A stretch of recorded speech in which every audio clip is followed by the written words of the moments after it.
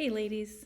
While I'm always with you on Thursday nights for moms, tonight I'm just even extra grateful to be with you and be excited to get to share with you some things that I've been learning and thinking about. Um, I do have to say, this whole video thing, I'm glad we can do it, but it's just weird. I've been sitting here the last 5 minutes, like turning my computer, and is the lamp coming out of my head, and is there a part of a picture behind me? And you know what? At some point, you just got to press record and do it. So that's what I'm doing, and I hope that you guys benefit from what I have to share tonight. But let me start by saying this summer, when Taryn asked me to speak this fall on a topic of my choice, I told her I would do it, but honestly, I had nothing. I absolutely had nothing. Here's the thing: if I'm going to speak on something, if I'm going to pick a topic, it really needs to be something that I'm learning or working through, something that God is teaching me. And this summer, with the pandemic plus, um, I really felt like I had nothing. I had nothing left. There was nothing that I was learning, just absolutely nothing. And as we entered into August, honestly, I was over it. I was just done. And, my grandmother had recently passed away, and I had made a trip to Michigan, which always brings some extra emotion. I was at that time just feeling deeply, deeply saddened by the political situation in our country. I was learning about and grieving just the reality of the racial issues that are going on. Of course, we're still in the craziness of the pandemic then, and I had my adult kids back at home living with us. I was unsure about school, what school was going to look like in the fall for my high schooler. And then to top it all off, my husband is the senior pastor of a church. The decisions that he has to make and the people that he has to meet with, that in and of itself has been a burden on him, and honestly a burden on us altogether. So all this being said, at that time I was done. I was over it. I was incredibly sad and angry and disgusted, and was just really struggling to find a happy place emotionally. And thankfully at that time my husband had some insight that I didn't have. He planned a trip for us to go to Utah for a few days near the end of August. And it wasn't going to be anything extravagant. We had planned to drive and stay in a cheaper, like VRBO. We're going to do some hiking in Zion National Park, ride our bikes, just really spend some time resting. And leading up to it, I was doubtful that we'd even be able to go. I mean, you know what it's like right now. I was grumpy about it because it takes work to go somewhere. And all the mamas said amen, right? And even who knew what it was going to be like in Utah as far as restrictions were at that time. Like, are we going to have to wear masks? Are we going to be able to go inside restaurants? Like, who knew? Every single thing in my life felt overwhelming at that time, and I did not have room to process anything else. And every time Matt said, "I'm so excited to get away," I would reply with something like, hmm. And looking back on that, I'm kind of embarrassed. I'm kind of embarrassed about how I acted and my perspective at that time. But really, I tell you all that just to shed some light on where I was emotionally. So anyway, we went on our trip, and that trip brought so much that I didn't even know that I needed. I slept. I watched TV. I spent time outside. Matt and I talked about so many things, and none of it was politics or church or parenting or other heavy topics. We dreamt about the future, we ate, we laughed, and we were just not in the middle of all of our stuff. Somehow, in those 4 short days, I actually felt like I could breathe again. It sounds dramatic, but it was true. I had a lightness of spirit that I didn't have before that trip. I felt like I might actually be able to move forward. And that's when the value of disconnecting hit me. I had been so intense on all the things, that I couldn't see my way out of it. I really believe that there are so many things that are pulling us down right now that disconnection is even more important than ever. In the 3 months since that getaway, I've been so much more purposeful in disconnecting.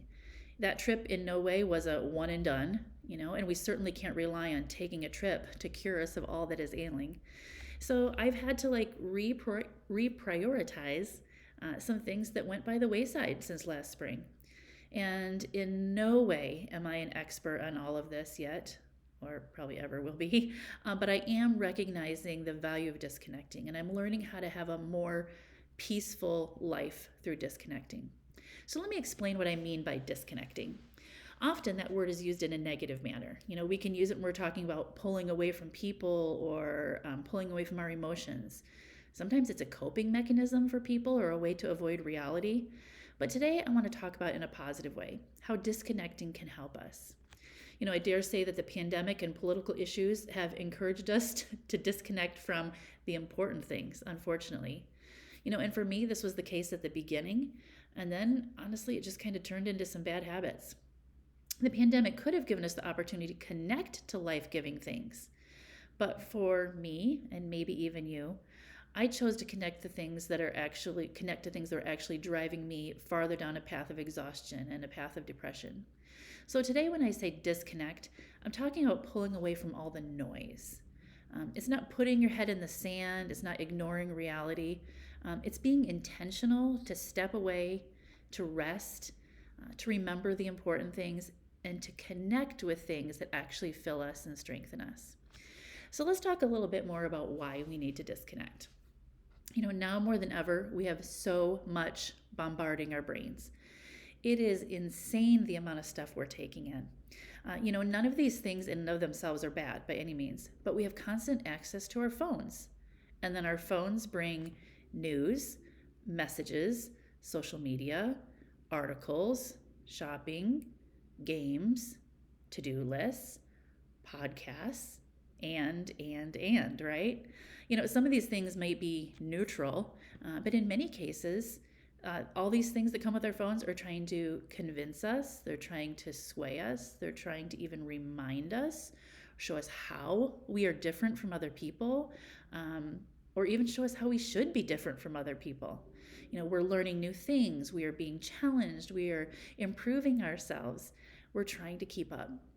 And even the things that maybe are more neutral, like anybody else like to play games on their phone, like me? Even those things that are neutral are taking up space in our brains, and they're keeping us from listening to ourselves, from listening to others, and from listening to God. And technology aside, we're having deep discussions with people all the time, right? At least I am. People are struggling, and we're trying to come alongside them however we can. We're discussing politics. We're discussing what loving our neighbor looks like. We're making decisions on school and figuring out how to school from home and partially sending them back or whatever that might look like. We're figuring out how to guide our kids through all this. We're trying to figure out how to love others in an increasingly divided time. Everything has been up in the air for months and months, and that causes just a big sense of being unsettled. So as I say all these things, are you hearing it? Are you feeling it? We have a lot of things, a lot of noise, a lot of stuff just happening around us and in us. But here's the good news. Even when the storms are raging around us, we can personally be experiencing peace. We can have an assurance in our soul that we will be okay. We can have patience, we can have clear thinking, we can have joy, we can have hope. And these things happen when we choose to disconnect from certain things and we connect to others. So I have a little object lesson today, and this is a little messy, but I suppose that's the point, right? Here I've got a little power strip with all kinds of things connected to it or plugged into it. I've labeled some of them like just plain old noise, all the things that we're hearing, taking in, busyness, which I had to look up how to spell busyness as compared to business. Anybody? Anyway, whatever. Work are things that we're connected to. The TV, Netflix, something I'm connected to, our phones, and then this one, some of us even have another power strip connected to the one power strip, and we've plugged more things into this one. But today we're talking about disconnecting, unplugging some of these things. Not for good, not for a long time, but just for little bits of time so we can plug some other things in, like, put it upside down, we need to plug in God. Plug in health, whether it's physical health or mental health. We need to plug into rest. So that's kind of my little illustration of our disconnecting and connecting that we're going to talk about today.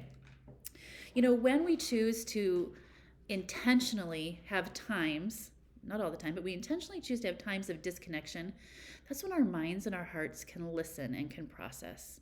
We can be reminded of truths that our soul really longs to hear.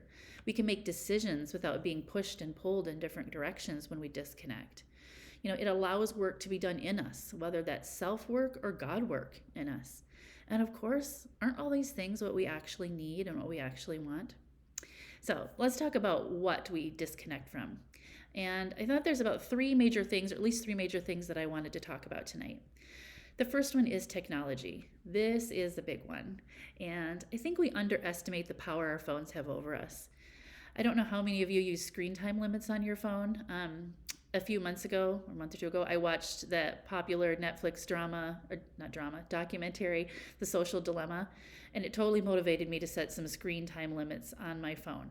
And kind of worked, but what's funny is if my screen time limits were up, then I would just switch over to my computer. Eye roll. All the eye rolls. And so then I had this thought, what if I actually put my phone down or turned it off, put it in a drawer for an hour? Would I be okay with that? What if I did that for an afternoon? Or what if I did it for a whole day? Personally, I think I could swing an hour. An hour would not be a huge deal. An afternoon, that makes me a little nervous. And a whole day, that just raises my blood pressure. And even though I can't see your faces, I'm guessing that some of you are there with me on that. And maybe you're even laughing a little bit about, how it's kind of funny that we'd have a hard time being without our phones for a day. But what if it was a drug that we were talking about instead of our phones or our computers? What if I couldn't go an afternoon without, say, drinking? We wouldn't be laughing about that, would we? And actually, I hope that there would be some intervention happening if that was the case. I can actually think of several times where I haven't picked up my phone for hours, but I think they call that sleeping. Or it's when I'm watching TV or reading a book or doing some sort of other engaging activity. And I'm sure that some of you may have a healthy relationship with technology, but for some of you, this may be a struggle like it is for me. Every time that we pick up our phones, we're choosing one thing over another thing. So please hear me say that technology is not bad.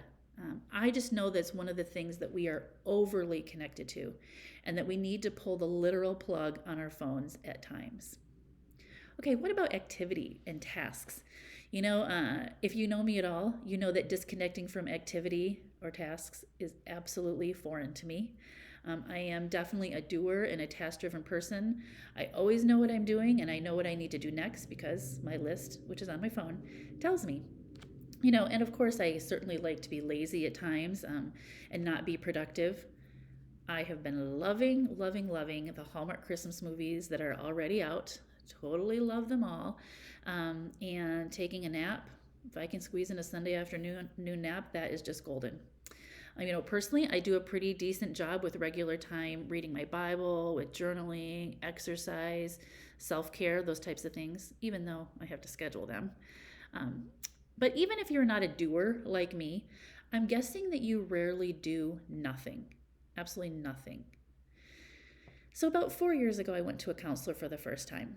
He challenged me to spend an hour doing nothing. I remember him telling me that like it was yesterday because the whole thing was just so startling to me. It just totally took me for a whole loop. I couldn't even wrap my mind around it. After I went home, I was still thinking about it and I was starting to get angry even. I was thinking this is going to be a huge waste of my time, and I couldn't understand how doing nothing was going to be beneficial or how it was going to be productive. I can see relaxing and how that is beneficial, but he was asking me to do nothing, absolutely nothing. I felt like I was being sent to timeout. I felt like I was being put in a corner, and honestly, I just was not happy about it. And seriously, because I'm so stubborn, I wasn't going to be happy about it. But anyway, so for an hour, because I'm a rule follower, I did it. I sat at a table in our backyard and really I did nothing. There were times that I noticed things around me, like the wind was blowing or I heard some trees, the wind blowing in the trees, heard some birds. But then I quickly slipped back into ticked off mode. I am pretty sure I did not learn or experience that day what the counselor wanted me to learn or experience. And again, honestly, because I was so angry and stubborn, I wasn't going to learn anything because, that would be giving into the rightness of the counselor. But in the 4 years since then, there have been many times, and it's becoming more and more regular, where I find myself somewhere and I just decide to do nothing for a few minutes. Usually it's in like transition times, like, maybe I finish doing some journaling, and before getting up out of the chair, I just sit there and stare at something, stare at the wall. Um, or maybe I finished watching a show and I turn off the TV and I just sit for a moment before getting up. There have been times where I've come back out to the car after shopping, and before buckling up and pulling out of my space, I just be for a few moments. Just be. Those little moments are small ways that I disconnect from the go, go, go of all the activity. Now, the last thing that I want to talk about that I think we need to disconnect from might sound a little bit funny at first, and it might even sound unchristian. But I believe that we need to have times where we disconnect from people. Jim Kress, who is a therapist on the East Coast, recently said, "Sometimes you need social distancing from your family inside the home." True, right? He said, "Personal space is vital and healthy. Beware of relational claustrophobia."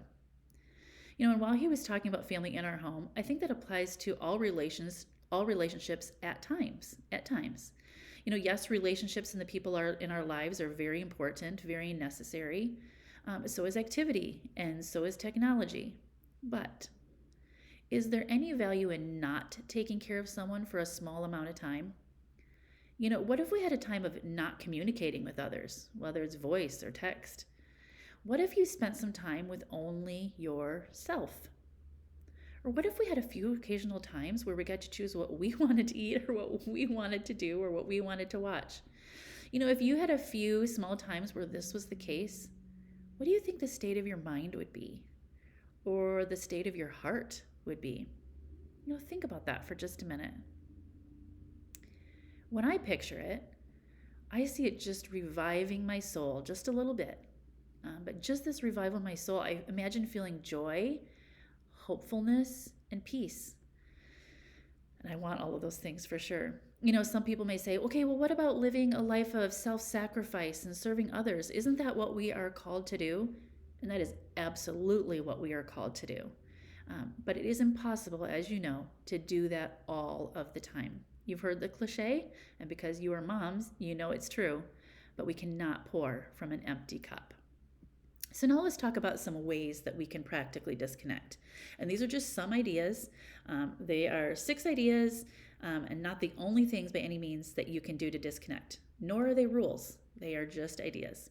So the first one is to be in nature.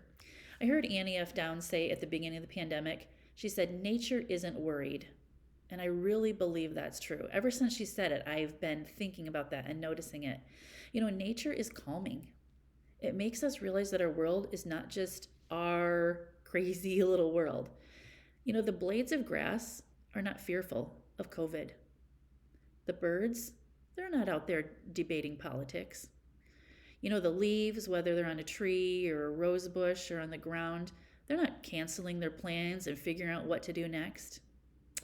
And in her book, Get Out of Your Head, Jenny Allen reminds us that spending time in nature shows us that God has a plan and that He's sovereign. In her chapter called A Beautiful Interruption, she says this: "Beauty interrupts us, awakens us, it undoes us, it cuts us open, and restarts our hearts. Beauty is God's evidence of something far more wonderful coming, a world beyond the one we can imagine, even in the most spectacular moments here. A God better than what we hope for, a God who blows our minds." Later in that same chapter, she mentions one of Clyde Kilby's 10 resolutions for mental health, and this is what he said. He said, "I shall open my eyes and ears. Once every day, I shall simply stare at a tree, a flower, a cloud, or a person. I shall not then be concerned at all to ask what they are, but simply be glad that they are." So find some time to go outside. While you're outside with your kids or while you're on a walk, just take a look around and notice nature and notice beauty around you. If you're desperate, just open your front door or your back door. Stand in your doorway for a few moments. If you need to, just stand in the window and look out. Take some deep breaths, look around, and just notice the things that God created. Okay, number 2, another way we can disconnect by noticing is to use our senses. And one of the techniques that is helpful when someone is experiencing anxiety is drawing attention to our senses, our 5 senses. But even when you're not technically anxious or having an anxiety attack, you can take a moment in your day to ask yourself, what is something that I'm touching or feeling? What is something I'm tasting? What do I taste right now? What can I hear?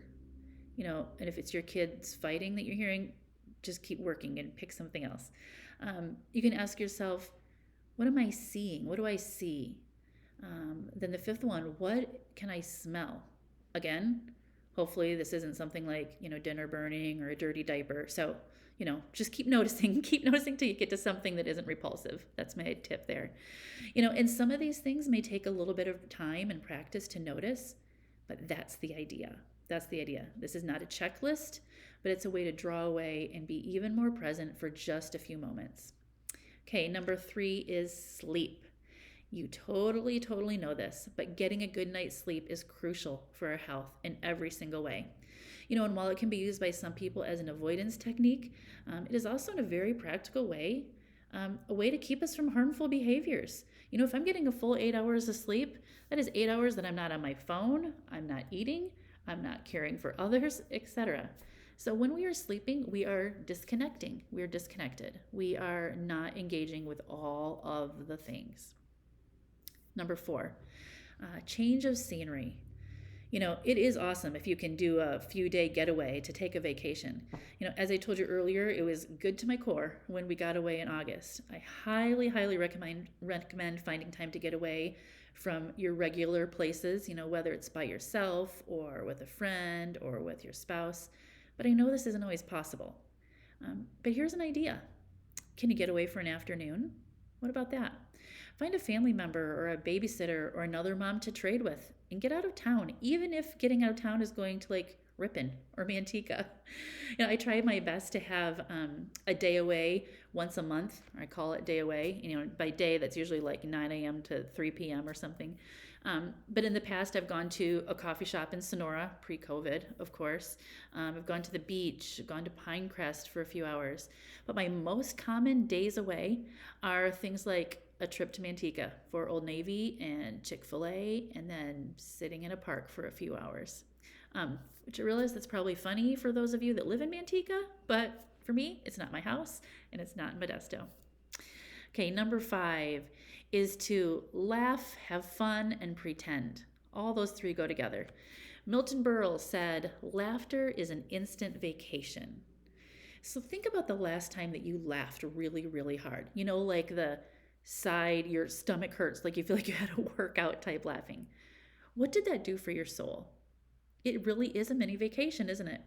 But I do have to say at my age, when I laugh really hard, the laughing tears can sometimes run down my legs. So I have to be kind of careful with that. That's kind of a joke, but actually it's not really a joke. Anyway, you guys will understand that in another 30 years or so. Anyway, laughter is important. That's the moral of the story. Tell jokes with your family. Watch a comedy show, an actual comedian, or maybe just a 30-minute comedy on TV. Play a lighthearted game. Competition isn't necessary. Just play a fun game.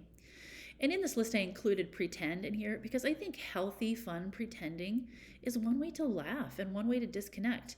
You can dream up situations with a friend, things if you were a movie star, what kind of movies would you want to be in?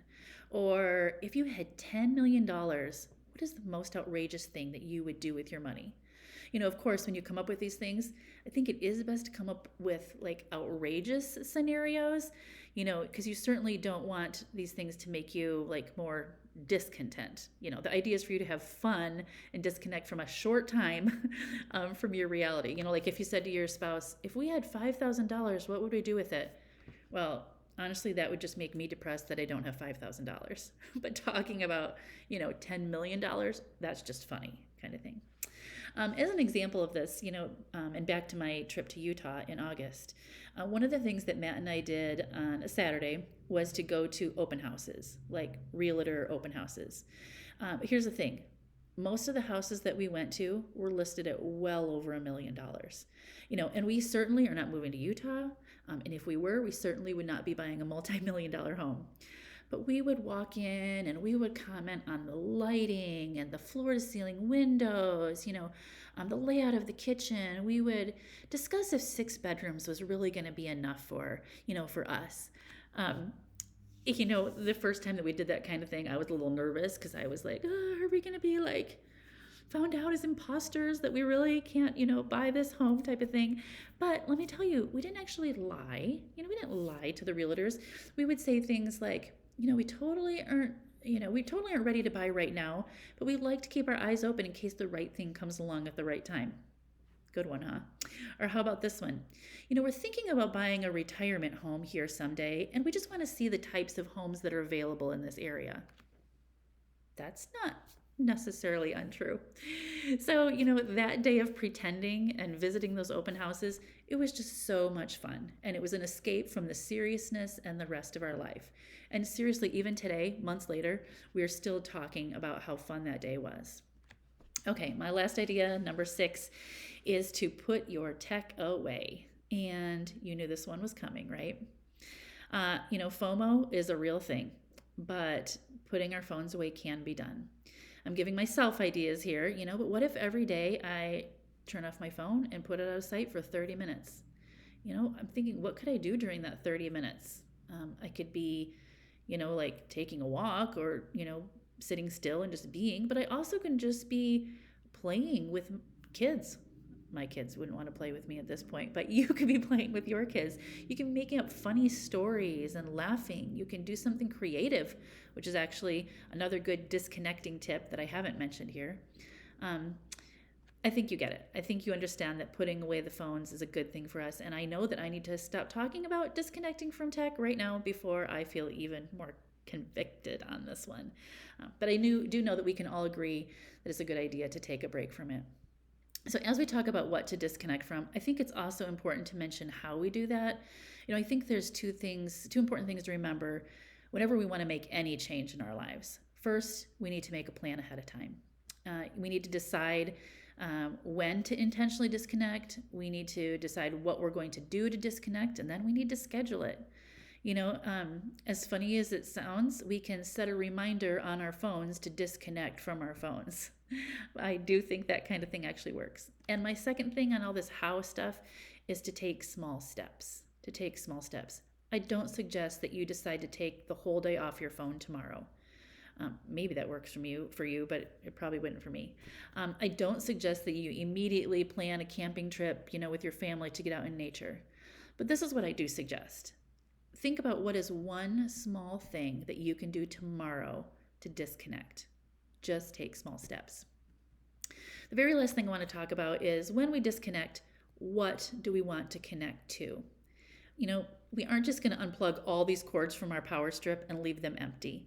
We want to actually plug in things that are beneficial. And I think that God is the most important thing to plug into. While all the things we've talked about are good for our souls, it's God alone that is the healer of our souls. Because he created me, because he knows me better than I know myself, it's his voice that I want to be the loudest in my life. So when we disconnect from all of the outside noise, that's when we can actually hear his voice. But it sure is hard to stop and listen to him when we have all the things going on, all the things coming at us, running through our minds. So here's the thing, when you laugh about something, thank him for laughter and thank him for imagination. When you are noticing things that you see, thank him that your eyes allow you to see color and to see beauty. When you hear the wind, acknowledge that movement as his presence and movement in your life. When you get away and make a choice for something that you like, thank him for the resources that he's given you to get Chick-fil-A. Or thank him for the way that he's given you your own set of likes and dislikes. No pickles for me on my Chick-fil-A sandwich, please. But whatever you do to disconnect, notice how God is there. That is the connecting piece, is noticing God in all these things. Another thing to plug into that can be an entire talk in and of itself is rest. Sometimes our disconnecting is so that our bodies and minds can rest. Taking a full breath, taking a full breath gives our bodies the oxygen they need to create and to heal and to grow. Sleep restores our energy. It's kind of ironic, but sometimes not doing the thing actually helps you do the thing better. For example, not solving problems for a little while helps you solve the problems better when you do address them. And there's article after article online about the benefits of a rest day when you're exercising. The rest is actually when your muscles do the growing. It's not during the exercise. Of course, if every day was a rest day, the muscle growth wouldn't happen. But to get stronger, you must have the work and the rest. And while I said earlier that it's good to disconnect from people, that disconnecting can actually help us connect to the most important people. It is true that absence makes the heart grow fonder. So to have a girls' night or time away from my husband, that can actually make me cherish him even more when we are together. But more often than not, we need to disconnect from less important relationships to invest and connect with our most important relationships. This can be bigger things like a vacation together, all the way to just not even like holding your phone while you're having a conversation with your spouse or with your kids. The idea is that we disconnect in order to connect. Okay, well, that's all that I have for tonight. Know that I am rooting for you and I am praying for you as you take a small step in disconnecting.